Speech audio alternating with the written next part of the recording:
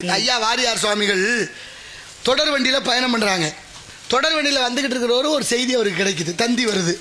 ஒரு என்னன்னா மனைவி இறந்துட்டாங்கன்னு, அமிர்தலிங்க அம்மா இறந்துடுறாங்க, அவருடைய துணைவியார் இறந்துடுறாங்க. அந்த தகவலை வந்து உதவியாளர் சொல்கிறார், ஐயா அம்மா இறந்துட்டாங்களாம். அப்படியே தலையாட்டுறாரு. காதில் கேட்கலையோன்னு நினச்சிட்டு மறுதரம் சொல்கிறார், ஐயா அம்மா இறந்துட்டாங்களாம் அப்படின்னு சொல்கிறாங்க. ஐயா சொன்ன வாசகம் என்ன தெரியுமா? தொடர் வண்டியில் அந்த நேரத்துக்கு அதை பொருத்தமாக சொல்கிறார். அதான் இடம் பொருள் ஏவன்னு சொல்லுவாங்கல்ல. அவர் சொல்கிறாரு, அவள் இறங்க வேண்டிய இடம் வந்துருச்சு, இறங்கிட்டா, நம்ம அடுத்ததோ போய் இறங்குவோம்னாரு. இதுதானே யதார்த்தம். கண்டிப்பா. தூங்கும் போது வாங்குகிற மூச்சு சுழி மாறி போனாலும் போச்சு. எல்லாத்தையும் யோசிக்கணும். மனித பிறப்பு எதனால் வருது?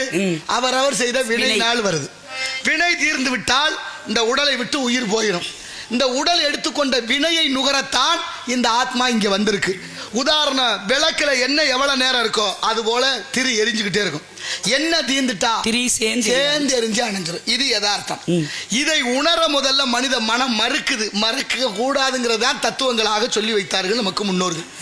எத்தனை காரியங்கள் அவ்வளவு. ஒருத்தர் சொன்னாரு, இந்த உலகத்திலே என்னை விட உயர்ந்தவர் இல்லைன்னார். நீதான் உயர்ந்தவர். எனக்கு பிரதமரை தெரியும்.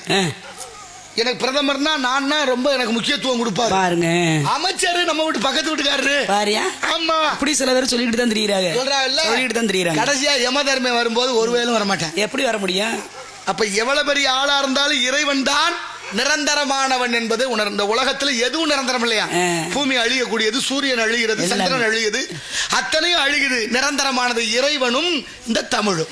அதனாலதான் உலகமே ஒத்துக்கொண்ட மொழி என்று சொல்லப்படுது. அழகான பேச்சு இல்ல, ஒரு சின்ன விஷயம்.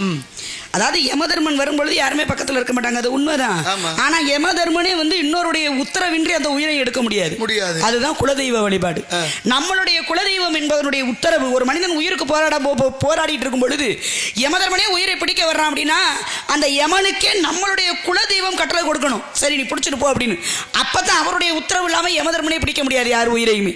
தமிழ்னு அழகா சொல்றீங்க. ஏன்னா செந்தமிழ் நாடு என்னும் போதினிலே இன்ப தேன் வந்து வாயுது காதினிலே, என் தந்தையர் நாடு என்னும் பேச்சினிலே சக்தி பிறக்குது மூச்சு. தமிழ்ன்ற வார்த்தையை முதல்ல ஒழுங்கா உச்சரிக்கணும் அப்படின்னா அதுக்கு போதுமான கல்வி தேவை. கல்வி மட்டுமே ஒரு மனிதனுக்கு ஆக சிறந்தது. இந்த உலகத்துல எதை வேணாலும் திருடலாம், திருட முடியாத ஒரே சொத்து கல்வி மட்டும்தான். இந்த கல்வியை மட்டும் யாருனாலையும் திருடவே முடியாது. ஏன்னா அந்த உலகத்துல பெற்ற பிள்ளைகளோ உற்றார் உறவினர்களோ பெற்ற தாய் தகப்பனோ எல்லாரும் கைவிட்டாலும் கூட தான் கற்ற கல்வி கைவிடவே விடாது. கற்றவருக்கு சென்றிடமெல்லாம் சிறப்பு.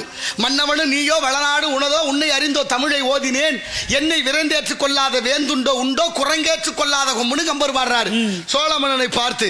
இந்த தமிழ் இருக்க வெள்ளத்தால் அழியாது, வெந்தனால் வேகாது, கொல்லத்தான் இயலாது, கொடுத்தாலும் குறைபடாது, கல்வர் எவளாரும் களவாட முடியாது, நெஞ்சகத்தை பொருள் இருக்க கல்வி எனும் பொருள் தேடி அலைவார் உண்டோ என்று பாடப்படுது. அவ்வளவு நிரந்தரமான செல்வம். வள்ளுவர் சொல்றார், ஒருமைக்கன் தான் கற்ற கல்வி ஒருவருக்கு எழுமைக்கும் ஏமாப்புடை தின்னாரு.